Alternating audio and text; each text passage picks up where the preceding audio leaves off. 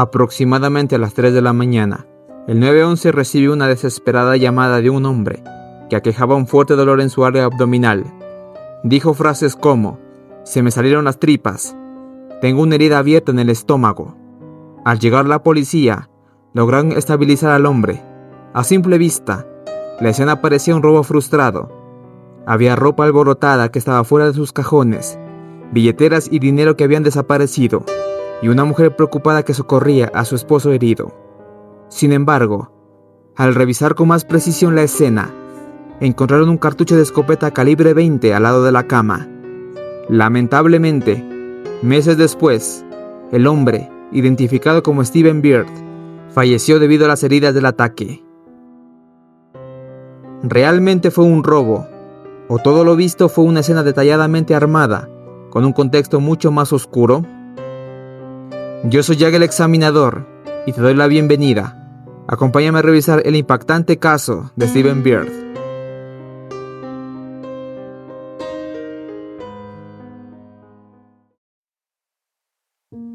Steven Franklin Beard nació el 27 de noviembre de 1924 en Austin, Texas, Estados Unidos. No provenía de una familia con dinero. Durante su juventud, se unió a la Marina y tras servir en la Segunda Guerra Mundial, regresó a la vida civil con la ambición de estudiar medicina. A pesar de su deseo inicial de ser médico, Steven Beard comenzó a trabajar en una tienda por departamentos. Con el tiempo, demostró ser un gran empleado, inteligente y trabajador, con una gran habilidad para los negocios y las relaciones interpersonales. Su dedicación lo llevó a ascender en la jerarquía corporativa y finalmente se convirtió en un ejecutivo exitoso. A lo largo de su vida, Steven acumuló una fortuna considerable, convirtiéndose en millonario. Mientras trabajaba en la tienda por departamentos, conoció a su primera esposa, Elise. Se casaron y tuvieron 3 hijos juntos. Fue cofundador de la primera estación de televisión independiente de Austin, Texas, un logro que contribuyó significativamente a su patrimonio. Steven y Elise vivieron una historia de éxito y superación, pasando de ser una pareja de clase trabajadora a una familia con mucho dinero. Lamentablemente, su matrimonio de 42 años terminó con la muerte de Elise a causa de un cáncer. Fue en 1993 cuando Steven conoce a Celeste Johnson, una mujer con 2 hijas que eran gemelas y con 3 matrimonios fallidos. Celeste se había mudado recientemente a Austin y trabajaba como camarera en un club de campo. Fue en ese entorno que Steven conoció a Celeste y aunque estaba recientemente enviudado, empezó a cortejar a la joven, cautivado por su belleza y su calidez en el trato.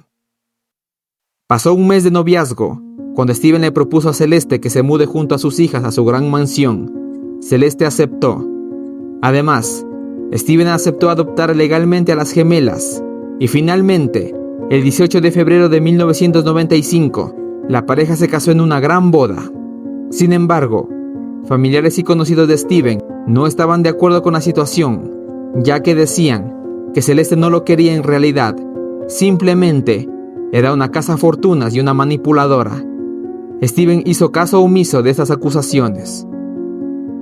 Desde entonces, la vida de Celeste dio un giro radical.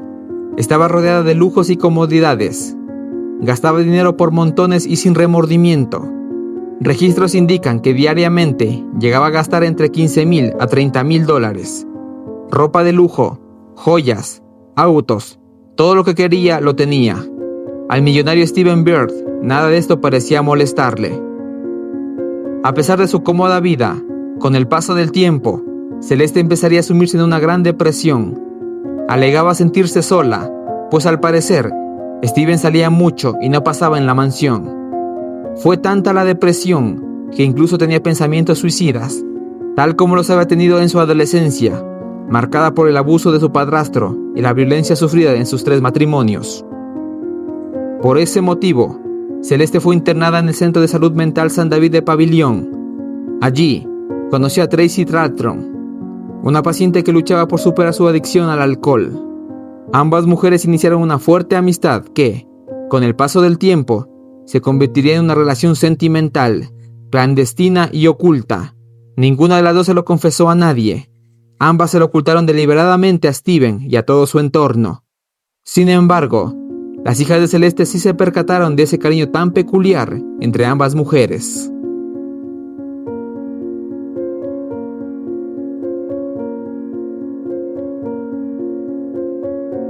A pesar de que Steven firmaba y aprobaba todos sus gastos, hubo un momento en que descubrió que Celeste se había apropiado de unas joyas y objetos de plata que habían pertenecido a su primera esposa. Esto lo tomó como un grave abuso de confianza y en un momento dado se dice que consideró el divorcio.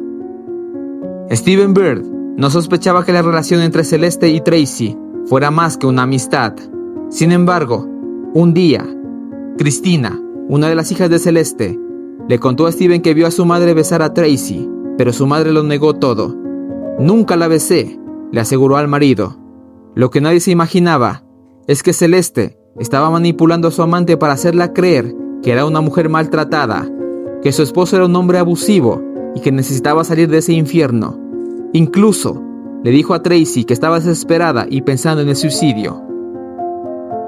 Celeste le hizo creer que la única forma de que ambas pudieran estar juntas era quitándole la vida a Steven. Tracy, quien estaba enamorada de Celeste, llegó a creer sus mentiras y estuvo de acuerdo con que Steven debía desaparecer.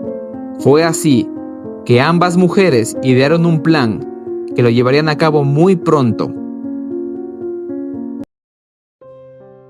Llega la noche del 2 de octubre de 1999. Celeste mezcló unas pastillas sedantes con un poco de vodka y le dio a beber a su esposo. Minutos después, Steven cayó profundamente dormido. Cerca de las 3 de la madrugada del 3 de octubre, Tracy entra a la mansión con una escopeta calibre 20, ingresa a la habitación de Steven y le dispara en el estómago mientras éste duerme. Inmediatamente, Tracy huye del lugar. Steven, gravemente herido pero consciente, llama al 911 y explica que está herido. Celeste ingresa a la habitación, ya que según su declaración, esa noche estaba durmiendo en otra habitación de la mansión. Vio a su esposo herido y adoptó un personaje de esposa angustiada y preocupada. La policía y servicios de emergencia llegaron rápidamente al lugar de los hechos, trasladando a Steven a un hospital. Celeste no se separó en ningún momento de él. Mientras tanto, la policía investigaba la escena, encontrando un desorden en la habitación, joyas y dinero desaparecido, lo que hacía creer que todo se trataba de un robo. Sin embargo, una pista crucial cambió la línea de investigación. Al lado de la cama de Steven se encontró un cartucho de escopeta calibre 20. Rápidamente, se descarta la idea de un robo y se confirma que fue un intento de asesinato.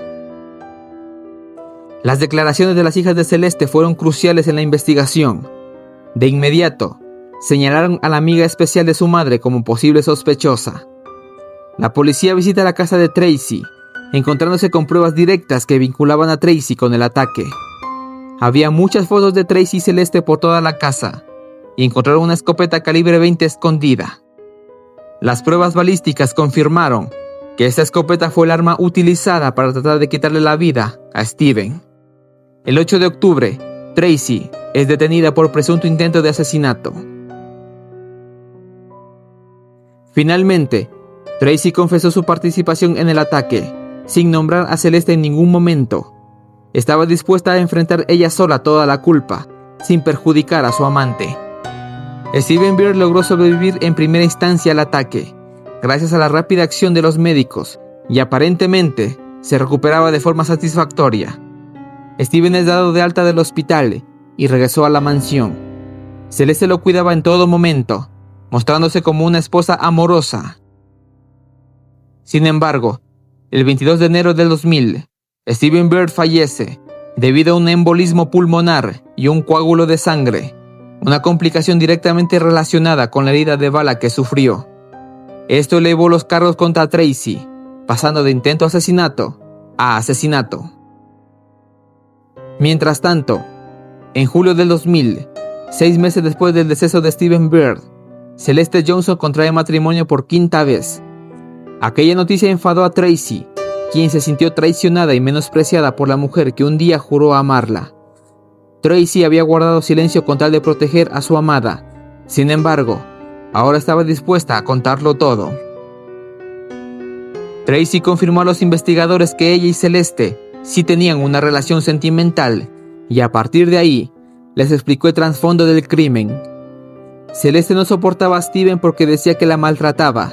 Se sentía prisionera en su propia casa y necesitaba salir de ese infierno porque si no, acabaría con su vida. Sin embargo, nunca se encontró indicios de abusos físicos o psicológicos por parte de Steven hacia Celeste o hacia las gemelas.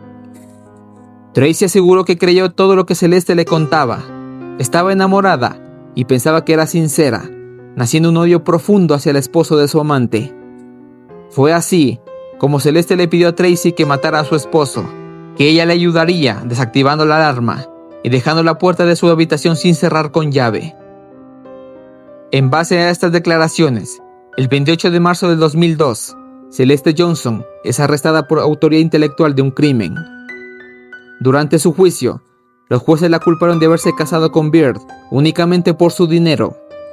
El abogado defensor de Celeste, Dick DeGuerin, alegó que su cliente no tuvo nada que ver con el ataque, que todo era una mentira inventada por Tracy, a quien la señaló como manipuladora inestable y alguien poco fiable. Dick argumentó que Tracy estaba obsesionada con Celeste y que confundió la amistad que ella le ofrecía con intenciones amorosas.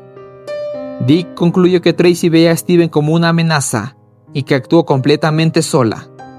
La defensa también se iría en contra de las hijas de Celeste, a quienes la llamó mentirosas, ya que se creía que si Celeste era absuelta de los cargos, no recibirían la herencia de Steven. Por su parte, las gemelas testifican en contra de su madre, dando detalles íntimos sobre la relación entre Celeste y Tracy. Además, niegan rotundamente las acusaciones de violencia de Steven hacia Celeste. También contaron cómo en repetidas ocasiones su madre les pidió que mintieran sobre su relación para protegerla. Fue así que el 21 de noviembre del 2002, después de que el jurado escuchó los testimonios y deliberó durante unas horas, llegó un veredicto. El jurado encontró a Celeste Johnson culpable de asesinato en primer grado. Fue condenada a cadena perpetua con la posibilidad de libertad condicional después de cumplir 40 años en prisión. Tracy, por su parte, llegó a un acuerdo de culpabilidad y recibió una sentencia reducida de 10 años de prisión y fue liberada en agosto del 2011 con 12 años de libertad condicional. Actualmente reside en San Antonio. Celeste Johnson presentó varias apelaciones a lo largo de los años, pero todas fueron denegadas. En la actualidad, continúa cumpliendo su sentencia en la prisión de la Unidad Murray, en Texas. En la investigación de la muerte de Steven Byrd, quedó claro que no siempre la amenaza proviene de un extraño. A veces, el peligro se gesta en silencio, dentro de los vínculos más cercanos, donde la confianza debería ser un escudo y no un arma.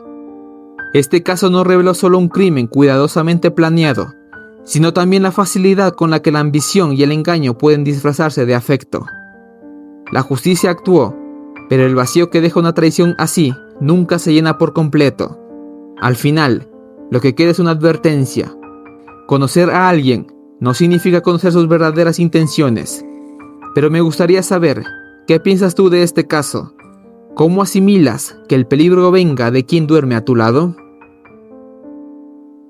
Yo soy Jack el Examinador y te agradezco por haber llegado a este punto. Si valoras este tipo de contenido, te invito a que te dejes tu like, suscribirte y dejar tus comentarios que son muy importantes para mí. Nos vemos en un próximo caso. Hasta pronto.